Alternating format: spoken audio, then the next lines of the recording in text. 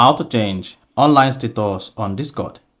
So if you want to change your Discord online status, you want to choose whether you're online or not, you want to hide your identity online, then this video is going to walk you through how to do this step by step. So if at the end of this you found this offer informative, please don't forget to like and then subscribe. Now to change your online status on Discord, all you just need to do is go ahead and open the Discord app on your mobile. So this could be iPhone and it could be Android. Once you open the Discord application, go ahead and click on U button at the bottom right. Now to change your status online, click on this online icon. So this is different from you changing your profile picture. So you need to choose this online icon. Then you should say change online status. You can set your online status to hide, do not disturb, infixable, or set a custom status. So if you are busy, you can just turn on do not disturb.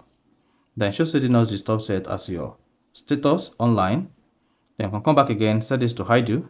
So whichever one that pleases you, just change the online status to it. And in most cases, a lot of people prefer to use either online or infixable, where you operate online and no one is going to see whether you're on Discord or not. So that is basically how to change your Discord online status. So if you found this offer informative, please don't forget to like and then subscribe.